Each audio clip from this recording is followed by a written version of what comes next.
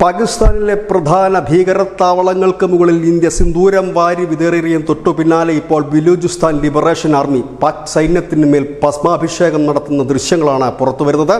ഇന്നലെ രാത്രി പാക് സൈനിക വ്യൂഹത്തിന് നേരെ BLA നടത്തിയ ആക്രമണത്തിൽ കൊല്ലപ്പെട്ട സൈനികരുടെ എണ്ണം 15 ഉയർന്നിരിക്കുന്നു. ഇന്നലെ അത് 12 പേർ എന്നുള്ളതായിരുന്നു റിപ്പോർട്ടുകൾ വന്നതെങ്കിൽ വിശദമായ വീഡിയോ സഹിതം BLA ആണ് ദൃശ്യങ്ങൾ പുറത്തുവിട്ടിരിക്കുന്നത്. നിർഭാഗ്യവശാൽ ആ ദൃശ്യങ്ങൾ ഞങ്ങൾ നൽകാൻ ശ്രമിക്കുകയാണ്. അതെല്ലാം തന്നെ പ്രേക്ഷകരുടെ മുമ്പിലേക്ക് എത്തുമോ എന്ന് ഉറപ്പില്ല. കാരണം യൂട്യൂബിൻ്റെ ഗൈഡ്ലൈൻസ് അനുസരിച്ച് ഇപ്പോൾ അത്തരം ദൃശ്യങ്ങൾ കൊടുക്കുന്നതിന് നിയന്ത്രണങ്ങൾ അനവധിയുണ്ട്.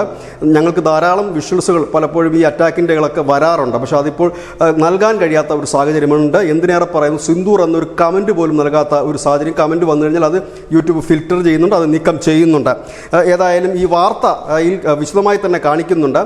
പാകിസ്ഥാൻ്റെ 2 വാഹനങ്ങൾ, അതായത് ഒരു ജീപ്പും അതിന് തൊട്ടു പിന്നിൽ പാകിസ്ഥാൻ്റെ ആയുധങ്ങളും മറ്റും കൊണ്ടുവരുന്ന ഒരു ട്രക്കും വരികയാണ്. അതിന് മുൻപിലായി കുറേ പട്ടാളക്കാർ, ആ പട്ടാളക്കാർ നടന്ന് ആ റോഡ് മുഴുവൻ മൈനുണ്ടോ എന്നും മറ്റുമൊക്കെ പരിശോധിക്കുന്നു. അതിനുശേഷമാണ് ഈ വാഹനം കടന്നു വരുന്നത്. പക്ഷേ ഈ വാഹനം കുറച്ച് ദൂരം മുൻപോട്ട് ചെല്ലുമ്പോഴാണ് ഒരു ഉഗ്രസ്ഫോടനം, IED ഉപയോഗിച്ചാണ് സ്ഫോടനം നടത്തിയതെന്നാണ് ബലൂചിസ്ഥാൻ ലിബറേഷൻ ആർമി അറിയിച്ചിരിക്കുന്നത്. ഇതിൽ പാകിസ്ഥാൻ്റെ ബലൂചിസ്ഥാൻ ഓപ്പറേഷൻ കമാൻഡറായ താരിഖ് ഇമ്രാനും സുബേദറായ ഉമർ ഫാറൂഖും ഉൾപ്പെട്ട 15 പേരാണ് കൊല്ലപ്പെട്ടത്. ഏതായാലും പാകിസ്ഥാനെ സംബന്ധിച്ച് ആ നാട്ടിൽ ഇപ്പോൾ അവരുടെ സൈന്യത്തിന് എവിടെ തിരിഞ്ഞാലും അടി എന്നുള്ളതാണ്. ഒരു ഭാഗത്ത് ഇന്ത്യ, മറുഭാഗത്ത് ബലൂചിസ്ഥാൻ ലിബറേഷൻ ആർമി. അതിനിടയിൽ പാക് അധിനിവേശ കാശ്മീരിലും ചില പ്രക്ഷോഭങ്ങളുടെ വാർത്തകളും വരുന്നുണ്ട്. സ്ഥിരീകരണമില്ലാത്തതുകൊണ്ട് മാത്രമാണ് നൽകാത്തത്. News desk news India Malayalam.